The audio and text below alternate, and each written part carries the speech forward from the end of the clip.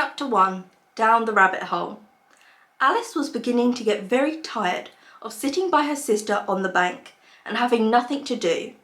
Once or twice she had peeped into the book her sister was reading, but it had no pictures or conversations in it.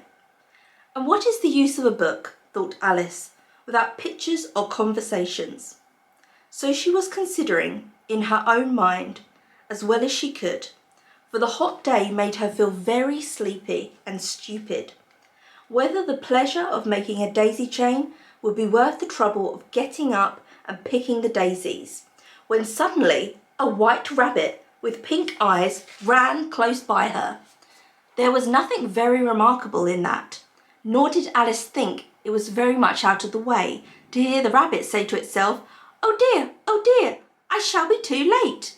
When she thought it over afterwards, it occurred to her that she ought to have wondered about this, but at the time it all seemed quite natural. But when the rabbit actually took a watch out of its waistcoat pocket and looked at it and then hurried on, Alice started to her feet, for it flashed across her mind that she had never before seen a rabbit with either a waistcoat pocket or a watch to take out of it, and burning with curiosity, she ran across the field after it, and was just in time to see it pop down a large rabbit hole under the hedge. In another moment, down went Alice after it, never once considering how in the world she was to get out again.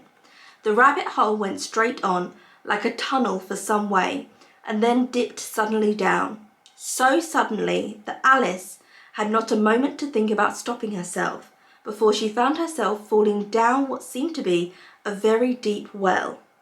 Either the well was very deep, or she fell very slowly, for she had plenty of time as she went down to look about her, and to wonder what was going to happen next. First, she tried to look down and make out what she was coming to, but it was so dark to see anything.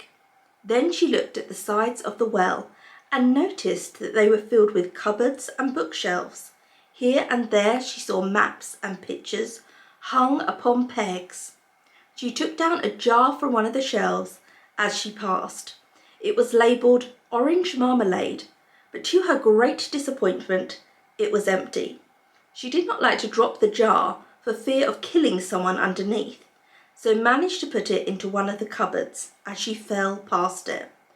Well, thought Alice to herself, after such a fool as this, I shall think nothing of tumbling downstairs.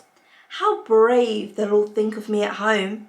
Why, I wouldn't say anything about it, even if I fell off the top of the house, which was very likely true. Down, down, down. Would the fall never come to an end? I wonder how many miles I've fallen by this time, she said aloud. I must be getting somewhere near the centre of the earth. Let me see. That would be 4,000 miles down, I think. For you see, Alice had learnt several things of this sort in her lessons in the schoolroom, and though that was not a very good opportunity for showing off her knowledge, as there was no one to listen to her, still it was good practice to say it over. Yes, that's about the right distance, but then I wonder what latitude or longitude I've got to go. Alice had not the slightest idea what latitude was or longitude either, but she thought they were nice grand words to say. Presently she began again. I wonder if I should fall right through the earth. How funny it'll seem to come out among the people that walk with their heads downwards. The antipathies, I think. She was rather glad there was no one listening this time, as it didn't sound at all the right word. But I shall have to ask them what the name of the country is, you know. Please, ma'am, is this New Zealand or Australia?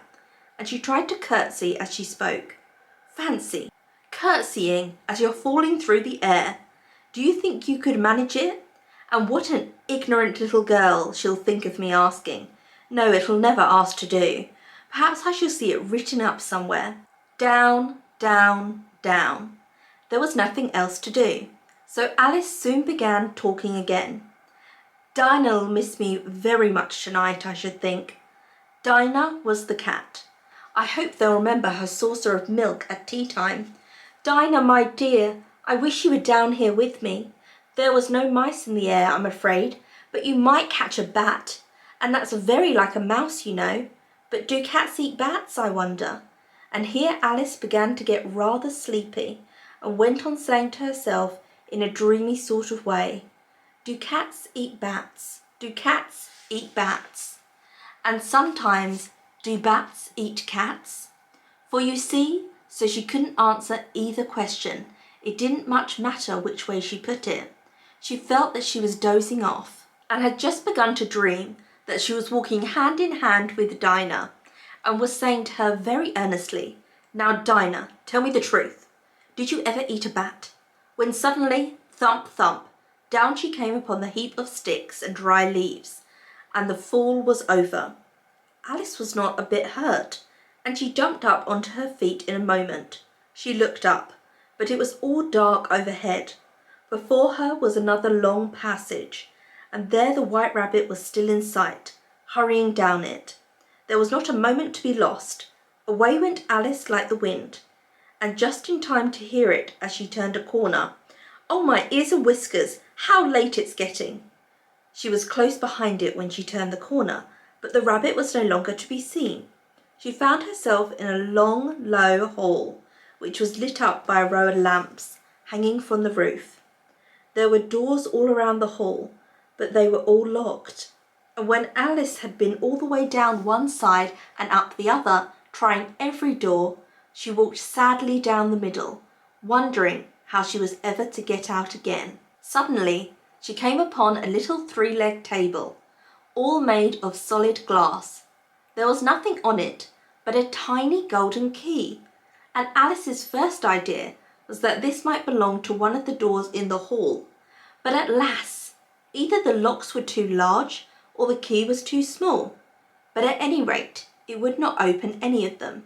However, on the second time around, she came upon a low curtain she had not noticed before, and behind it was a little door about 15 inches high.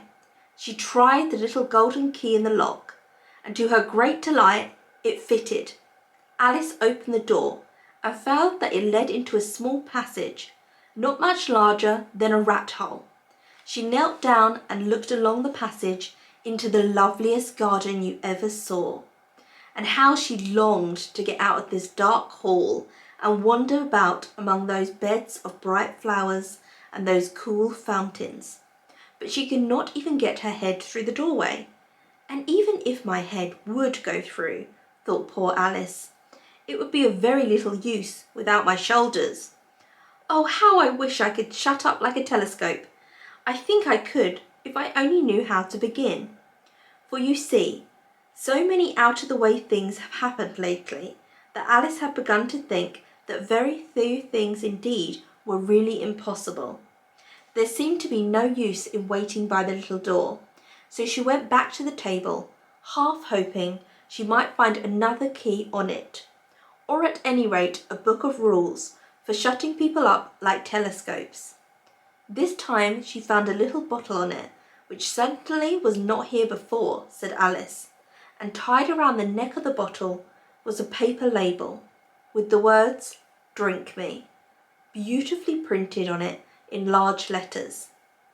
It was all very well to say "drink me," but the wise little Alice was not going to do that in a hurry. "No, I'll look first," she said, "and see whether it's marked poison or not." For she had read several nice little stories about children who had got burned and eaten up by wild beasts and other unpleasant things, all because they would not remember the simple rules their friends had taught them, such as that red-hot poker will burn you if you hold it too long, and that if you cut your finger very deeply with a knife, it usually bleeds. And she had never forgotten that if you drink from a bottle marked poison, it will almost certain to disagree with you, sooner or later. However, this bottle was not marked poison, so Alice ventured to taste it. Finding it very nice, it had in fact a sort of mixed flavour of cherry tart, custard, pineapple, roast turkey, toffee, and hot buttered toast, and she very soon finished it off. "What a curious feeling," said Alice.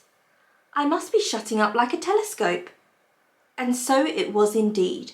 She was now only 10 inches high, and her face brightened up at the thought that she was now the right size for going through the little door into that lovely garden. First, however, she waited for a few minutes to see if she was going to shrink any further. She felt a little nervous about this. For it might end, you know, said Alice to herself, in my going out altogether, like a candle. I wonder what I should be like then. And she tried to fancy what the flame of a candle looks like after the candle is blown out, for she could not remember ever having seen such a thing. After a while, finding that nothing more happened, she decided on going into the garden at once. But alas for the poor Alice! When she got to the door, she found she had forgotten the little golden key, and when she went back to the table for it, she found she could not possibly reach it. She could see it quite plainly through the glass, and she tried her best to climb up one of the legs of the table, but it was too slippery, and when she had tired herself out with trying, the poor little thing sat down and cried. Come, there's no use in crying like that, said Alice to herself, rather sharply. I advise you to leave off this minute.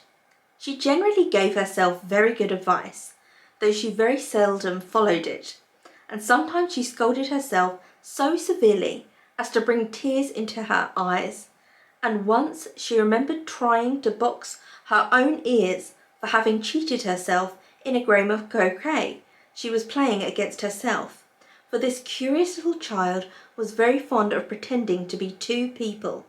But it's no use now, thought poor Alice, to pretend to be two people. Why, there's hardly enough of me left to make one respectable person. Soon her eye fell on a little glass box that was lying under the table. She opened it and found it was very small cake, in which the words, "Eat me," were beautifully marked in currants. Well, I'll eat it, said Alice. And if it makes me grow larger, I can reach the key. And if it makes me grow smaller, I can creep under the door. So either way, I'll get into the garden, and I don't care which happens. She ate a little bit, and said anxiously to herself, which way, holding her hand on top of her head to feel which way it was growing. And she was quite surprised to find that she remained the same size. To be sure, this was what generally happened when one eats cake, but Alice had got so much into the way of expecting nothing but out-of-the-way things to happen that it seemed quite dull and stupid for life to go on in the common way. So she set to work and very soon finished off the cake. Fell through the ground